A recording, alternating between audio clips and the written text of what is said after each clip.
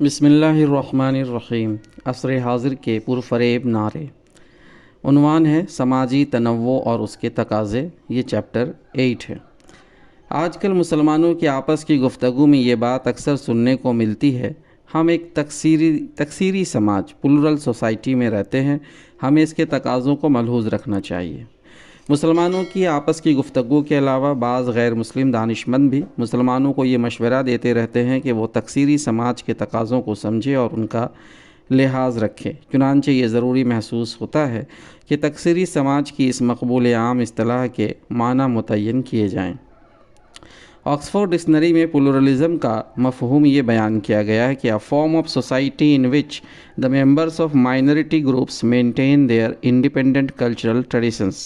ایسا سماج جس میں رہنے والے اقلیتی گروہ اپنی تہذیبی روایات پر قائم ہو۔ آکسفورڈ ریفرنس ڈکشنری میں پلورلزم کے تحت ذیل کا مفہوم بھی درج کیا گیا ہے: دی ایگزسٹنس اور toleration in society of a number of groups that belong to different races or have different political or religious beliefs۔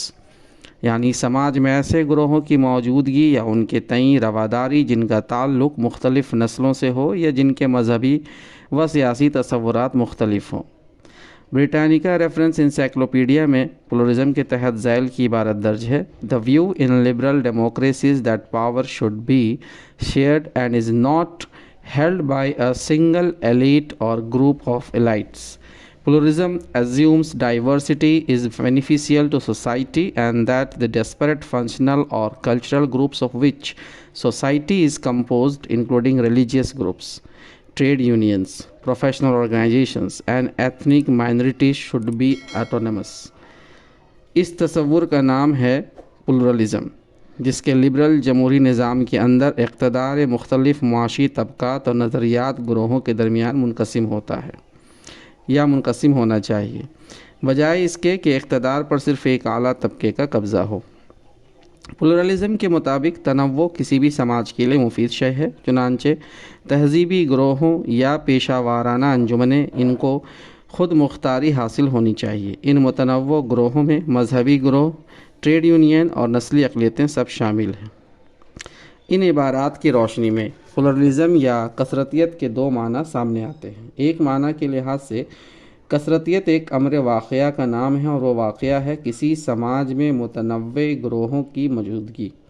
درج بالا تشریحات میں سے اول ذکر تشریح میں یہی مفہوم نمایاں ہے اور دوسری تشریح میں بھی اس کا ذکر ہے، لیکن پلورلزم کی اصطلاح کے ایک اور معنی بھی ہیں۔ اس کے لحاظ سے کثرتیت ایک رویے یعنی ایٹیٹیوڈ یا رجحان کا نام ہے۔ یہ رجحان ہے سماج میں متنوع گروہوں کی موجودگی کو ایک پسندیدہ شے سمجھنے کا یا اس تنوع کے سلسلے میں رواداری برتنے کا۔ کثرتیت کی اصطلاح کے اس مفہوم کا تذکرہ بریٹانیکا ریفرنس انسائکلوپیڈیا کے تشریح میں ہے جو اوپر درج کی گئی ہے، اور دوسری تشریح میں بھی اس مفہوم کی طرف اشارہ ملتا ہے۔ کثرتیت ایک واقعہ۔ یہ بات کہ انسانی سماج میں مختلف اور متنوع گروہ موجود ہیں ایک واقعہ ہے، اس واقعے کا انکار نہیں کیا جا سکتا۔ انسانی سماج میں یہ تنوع رنگ، نسل، علاقے، زبان کا بھی ہے، لباس اور طرز بود و باش اور ثقافتی مظاہرے کا بھی ہے، اور عقائد، نظریات اور فلسفہ حیات کا بھی۔ قرآن مجید بھی اس واقعے کا تذکرہ کرتا ہے۔ انسانوں کے درمیان عقیدے اور دین کے فرق کا ذکر کرتے ہوئے قرآن مجید بتاتا ہے کہ اس فرق کی وجہ وہ آزادی ہے جو اللہ نے انسانوں کو دی ہے۔ یہ آزادی اللہ کی مشیت کی بنا پر ہے، اس نے انسانوں کو جبراً کسی ایک راستے کے اختیار کرنے کا پابند نہیں کیا۔ سورہ بقرہ آیت نمبر 252 اور 53 میں ہے: یہ اللہ کی آیات ہیں جو ہم ٹھیک ٹھیک تم کو سنا رہے ہیں، اور اے محمد صلی اللہ علیہ وسلم تم یقیناً ان لوگوں میں سے ہو جو رسول بنا کر بھیجے گئے ہو۔ یہ رسول جو ہماری طرف سے انسانوں کی ہدایت پر معمور ہوئے، ہم نے ان کو ایک دوسرے سے بڑھ چڑھ کر مرتبے عطا کیے۔ ان میں کوئی ایسا تھا جس سے خدا خود ہم کلام ہوا، کسی کو اس نے دوسری حیثیتوں سے بلند درجے دیے، اور آخر میں عیسیٰ ابن مریم کو روشنی نشانیاں عطا کی اور روح پاک سے اس کی مدد کی۔ اگر اللہ چاہتا تو ممکن نہ تھا کہ ان رسولوں کی آمد کے بعد جو لوگ روشن نشانیاں دیکھ چکے تھے وہ آپس میں لڑتے، لیکن اللہ کی مشیت یہ نہ تھی کہ وہ لوگوں کو جبراً اختلاف سے روکے۔ اس وجہ سے انہوں نے باہم اختلاف کیا، پھر کوئی ایمان لایا اور کسی نے کفر کی راہ اختیار کی۔ ہاں اللہ چاہتا تو وہ ہرگز نہ لڑتے، مگر اللہ جو چاہتا ہے کرتا ہے۔ عقیدہ و مذہب کے اختلاف کے علاوہ انسانوں میں رنگ اور زبان کے اختلاف بھی موجود ہے۔ قرآن مجید اس کا تذکرہ کرتا ہے، سورہ روم آیت نمبر 22، اور اس کی نشانیوں میں سے آسمانوں اور زمین کی پیدائش اور تمہاری زبانوں اور تمہارے رنگوں کا اختلاف ہے، یقیناً اس میں بہت سی نشانیاں ہیں دانشمند لوگوں کے لیے۔ سورہ فاطر میں ہے آیت نمبر 27 اور 28، کیا تم دیکھتے نہیں ہو کہ اللہ آسمانوں سے پانی برساتا ہے اور پھر اس کے ذریعے سے ہم طرح طرح کے پھل نکال لاتے ہیں جن کے رنگ مختلف ہوتے ہیں۔ پہاڑوں میں بھی سفید، سرخ اور گہری سیاہ دھاریاں پائی جاتی ہے جن کے رنگ مختلف ہوتے ہیں، اور اسی طرح انسانوں اور جانوروں اور مویشیوں کے رنگ بھی مختلف ہیں۔ حقیقت یہ ہے کہ اللہ کے بندوں میں سے صرف علم رکھنے والے لوگ ہی اس سے ڈرتے ہیں۔ بے شک اللہ زبردست اور درگزر فرمانے والا ہے۔ ان آیات کریمہ سے معلوم ہوتا ہے کہ انسانوں میں اختلاف اور تنوع کا وجود بلا شبہ ایک واقعہ ہے۔ اس امر واقعہ سے انکار کی گنجائش نہیں۔ کثرتیت بطور رویہ۔ اس حقیقت کو تسلیم کر لینے کے بعد کہ انسانی سماج میں تنوع اور اختلاف عملاً موجود ہے، یہ سوال سامنے آتا ہے کہ یہ اختلاف پسندیدہ ہے یا ناپسندیدہ، مستحسن ہے یا غیر مستحسن۔ قرآن مجید اس سلسلے میں اختلاف اور تنوع کی دو قسموں میں واضح فرق کرتا ہے۔ نمبر 1، جہاں تک انسانوں میں رنگ روپ، نسل، علاقے اور زبان کے فرق کا تعلق ہے، قرآن مجید اس نوعیت کے اختلافات کے سلسلے میں کسی ناپسندیدگی کا اظہار نہیں کرتا۔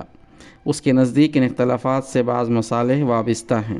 قرآن کہتا ہے، سورہ الحجرات آیت نمبر 13، اے انسانوں، ہم نے تم کو ایک مرد اور ایک عورت سے پیدا کیا اور پھر تمہاری قومیں اور برادریاں بنا دی تاکہ تم ایک دوسرے کو پہچانو۔ در حقیقت اللہ کے نزدیک تم میں سب سے زیادہ عزت والا وہ ہے جو تمہارے اندر سب سے زیادہ پرہیزگار ہے۔ یقیناً اللہ سب کچھ جاننے والا اور باخبر ہے۔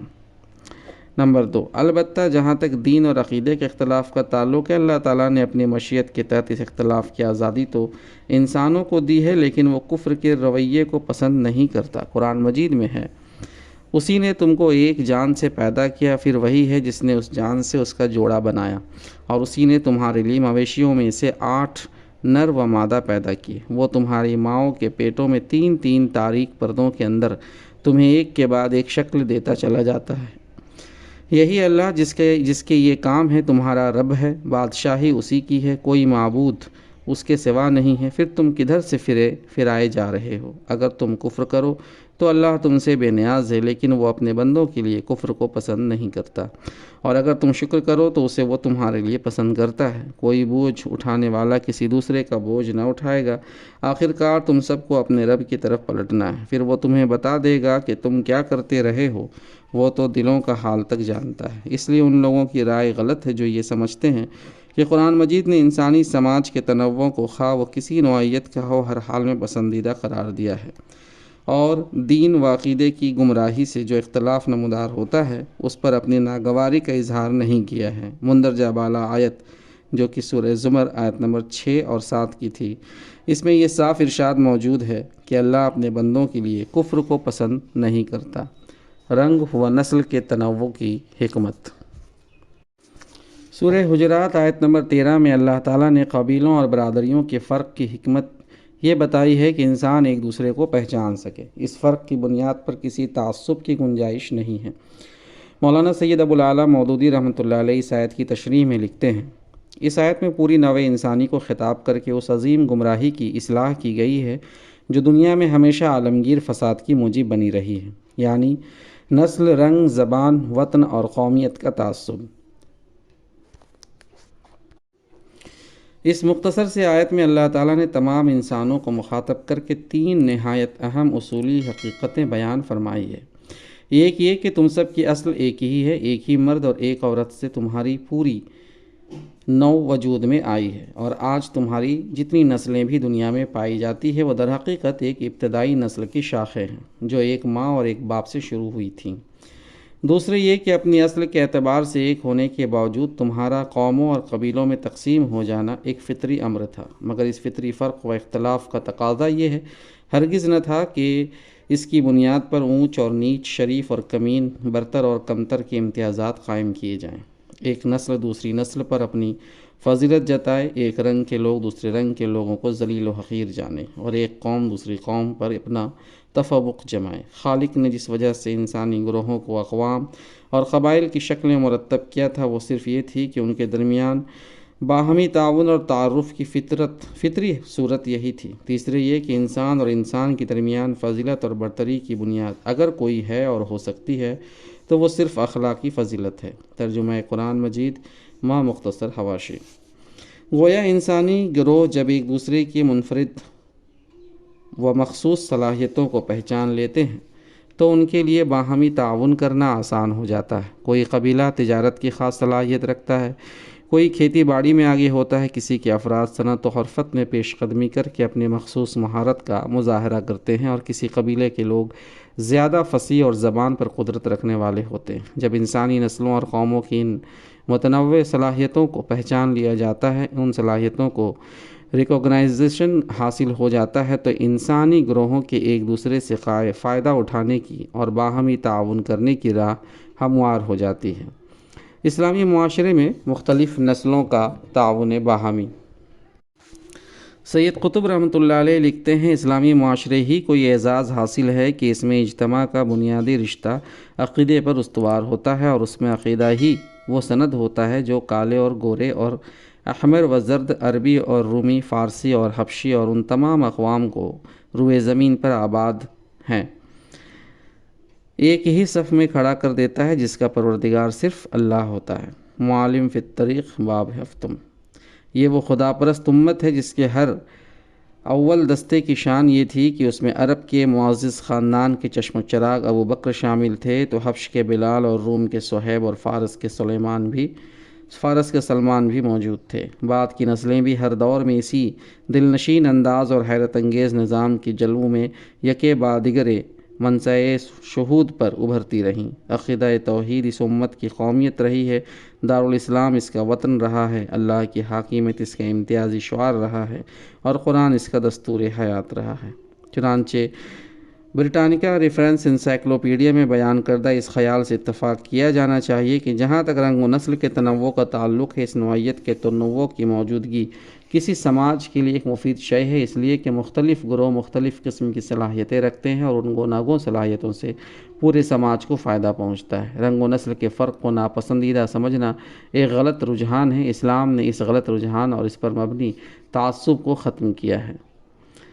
کثرتیت کی تشریح میں بریٹانیکا ریفرنس انسائکلوپیڈیا میں جو نقطۂ نظر درج ہے اس کے مطابق تو سماج میں ہر قسم کا تنوع پسندیدہ ہے، لیکن اسلامی نقطۂ نظر سے یہ بات صحیح نہیں۔ اس کے مطابق رنگ و نسل اور قبیلہ و برادری کا تنوع تو انسانی سماجوں کے لیے مفید ہے، لیکن دین اور عقیدے کے اختلاف کو کوئی پسندیدہ شے نہیں قرار دیا جا سکتا۔ خود اللہ تعالیٰ نے بعض انسانوں کے کافرانہ طرز عمل کو پسندیدہ نہیں قرار دیا ہے، بلکہ اس پر اپنی عدم رضا کا اظہار کیا ہے۔ یہی انداز فکر اہل ایمان کا بھی ہو جانا چاہیے۔ اس سیاق میں اس مقبول عام خیال پر غور کرنے کی ضرورت ہے جو اکثر سننے میں آتا ہے۔ یہ خیال درج ذیل ہے: ہمارا ملک مختلف مذاہب کا گلدستہ ہے، اس کی رونق کے لیے اس میں مختلف قسم کے پھولوں کی موجودگی ضروری ہے۔ اگر ایک ہی طرح کے پھول ہوں تو گلدستے میں حسن نہیں آ سکتا۔ مندرجہ بالا خیال پلورلزم کے اس مقبول عام مفہوم کی نمائندگی کرتا ہے جس کے مطابق دین اور عقیدے کا اختلاف و تنوع ایک پسندیدہ شے ہے، لیکن اسلام کا نقطۂ نظر یہ نہیں ہے۔ جو مسلمان دانشور غالباً بلا غور و فکر کے مختلف ادیان کے وجود کو گلدستے سے تعبیر کرتے ہیں، ان کو اپنے اس خیال پر نظر ثانی کرنی چاہیے۔ حق اور باطل دونوں کو پھول سے تشبیہ دینا حق اور باطل کے فرق کو نظر انداز کرنے کے مترادف ہے۔ بطور امر واقعہ تو حق اور باطل دونوں کا وجود تسلیم کیا جانا چاہیے، لیکن دونوں کو یکساں پسندیدہ نہیں قرار دیا جانا چاہیے۔ رواداری۔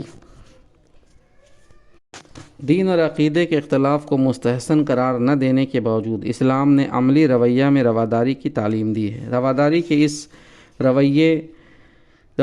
اس عملی رویے کی بنیاد عدم اکراہ کا اسلامی اصول ہے۔ حق اور باطل کی اطمینان بخش وضاحت کرنے کے بعد اللہ تعالیٰ نے انسانوں کو آزاد چھوڑ دیا ہے کہ وہ اپنی آزاد مرضی سے برحق عقیدے یا باطل عقائد کا انتخاب کرے۔ اختیار کی اس آزادی کا انسان غلط استعمال بھی کر سکتا ہے اور صحیح بھی۔ اس سلسلے میں آخرت میں اسے جواب دہی کرنی ہوگی۔ اختیار کے غلط استعمال اور صحیح استعمال کا انجام بہرحال یکساں نہیں ہوگا۔ اس حقیقت کے باوجود انسانوں کے اس اختیار کو سلب نہیں کیا جا سکتا کہ وہ چاہیں تو حق کو قبول کریں اور چاہیں تو اس کو رد کر دیں۔ اہل ایمان کا رویہ بھی عدم اکراہ کے اصول کے تابع ہونا چاہیے، یعنی وہ انسانوں کو حق کی طرف لازماً بلائیں اور اتمام حجت کی حد تک حق کو واضح کر دیں، لیکن قبول حق کے سلسلے میں کسی جبر و اکراہ سے کام نہ لیں، بلکہ انسانوں کو آزاد چھوڑ دیں جس طرح اللہ نے ان کو آزاد چھوڑا ہے۔ عدم اکراہ کے بنیادی اصول کے علاوہ اسلام نے رواداری کے سلسلے میں دیگر بنیادی ہدایات بھی دی ہیں۔ نمبر 1، شرک کی مدلل اور واضح تردید کی جائے، لیکن معبودان باطلہ کے سلسلے میں ناشائستہ الفاظ استعمال نہ کیے جائیں جو گالی کی تعریف میں آتے ہیں۔ نمبر 2، اگر اقتدار اہل ایمان کے ہاتھ میں ہو تو دیگر ادیان کے پیرووں کو اپنے دین کے مطابق دینی مراسم انجام دینے کی پوری آزادی دی جائے۔ نمبر 3، اہل ایمان کے اقتدار کی صورت میں مذکور بالا آزادی کے علاوہ دیگر ادیان کے حاملین کو تمام ثقافتی امور میں بھی پوری آزادی دی جائے، یعنی وہ اپنا نظام تعلیم چلا سکیں اور معاشرتی معاملات میں اپنے مذہبی قانون پر عمل کر سکیں اور اس حد تک اپنا عدالتی نظام بھی قائم کر سکیں۔ اصولی طور پر کہا جا سکتا ہے کہ ان کو تہذیبی خود اختیاری کلچرل آٹونومی دی جائے۔ نمبر 4، اہل ایمان اگر اقتدار رکھتے ہوں تو وہ غیر مسلم شہریوں کو مجبور نہ کریں کہ وہ اسلامی ریاست کے دفاع میں عملاً بھی حصہ لیں، بس ان کے مالی تعاون کو کافی سمجھا جائے گا۔ نمبر 5، اسلامی ریاست کے غیر مسلم شہریوں کو کسی ایسے کام کے لیے مجبور نہ کیا جائے جو ان کے معتقدات سے ٹکراتا ہو۔ مظاہر کا تنوع۔ تمدنی مظاہر کا اطلاق کھانے پینے کے انداز، لباس، طرز بود و باش، تقریبات، تفریحات اور ناموں کے انتخاب وغیرہ پر ہوتا ہے۔ ان مظاہر کا تعلق ایک طرف دین کی بنیادی تعلیمات سے ہے اور دوسری طرف متنوع اور بدلتے ہوئے حالات و ظروف سے۔ چنانچہ اس موضوع پر غور و فکر کرتے وقت دونوں پہلوؤں پر نگاہ رکھنا ضروری ہے۔ اسلام نے ان امور کے سلسلے میں بعض بنیادی ہدایات دی ہیں اور اس کے بعد اہل ایمان کو آزاد چھوڑا ہے۔